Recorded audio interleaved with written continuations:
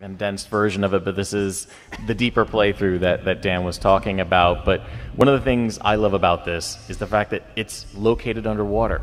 So Shadow of the Tomb Raider has full 360-degree movement. In Rise of the Tomb Raider, you kind of paddled around the surface, and fans said, bring back swimming. We want to go underwater. That's a hallmark of the franchise. And we said, all right, be careful what you wish for, because we're going to give you underwater survival. You've got moray eels, you've got piranhas, you have to manage your oxygen. It's all very fast-paced. It's not meant to be a clunky, slow exploration.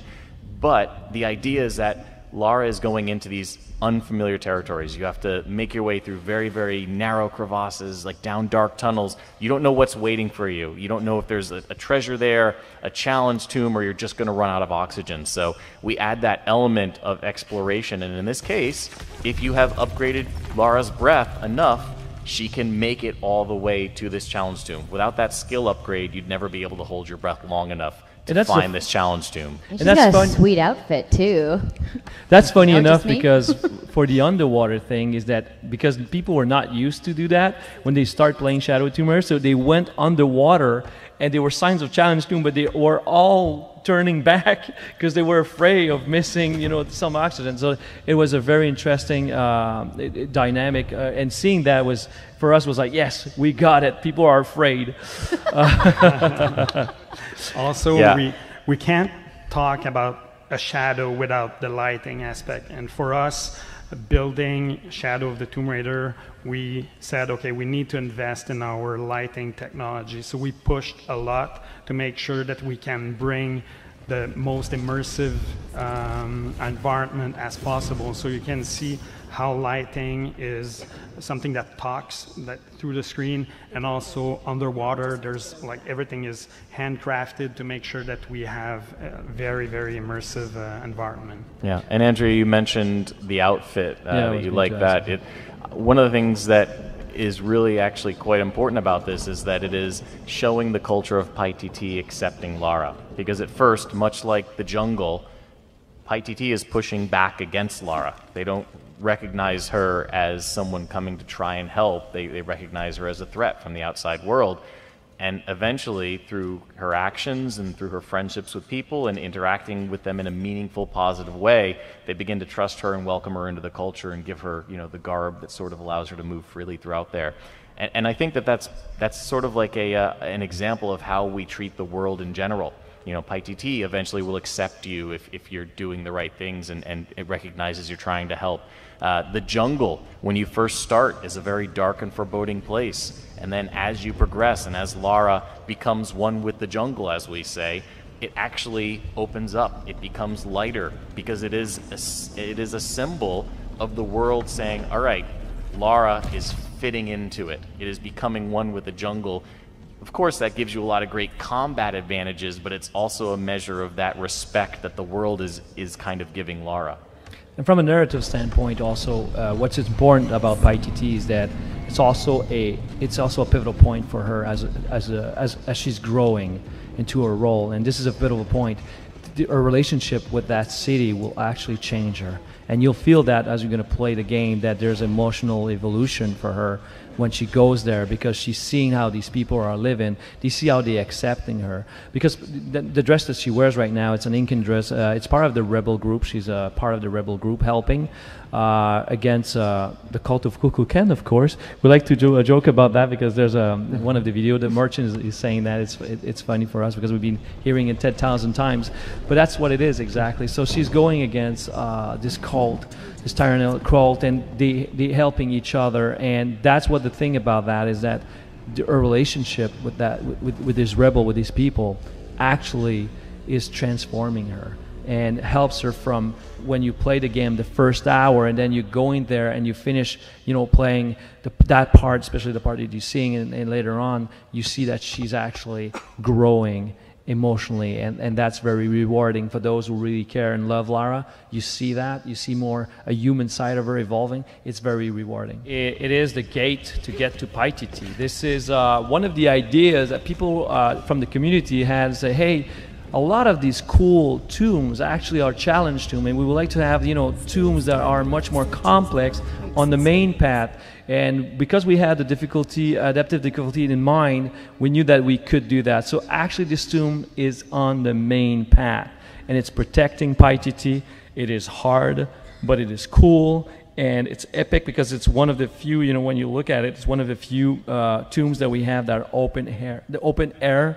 And it's the Trial of the Eagle. So there's multiple trials that Lara had to go through, reach Paititi. That's why it's not touched by modernity. It's protecting it. There's a trial of the jaguar, trial of the spider, and this is the trial of the eagle. Oh, you guys put spiders in the game? Why? Well, and you know what? I think that one of the things that is most special about this is one of my favorite spots, because it combines several pillars that are so important to the franchise. So if you look at what we're showing here, it's, yes, a tomb, but it also heavily focuses on traversal, heavily focuses on puzzle solving, interacting with the environment, as well as there are some traps in here. If you're not careful, some of the elements that you turn on can actually kill you.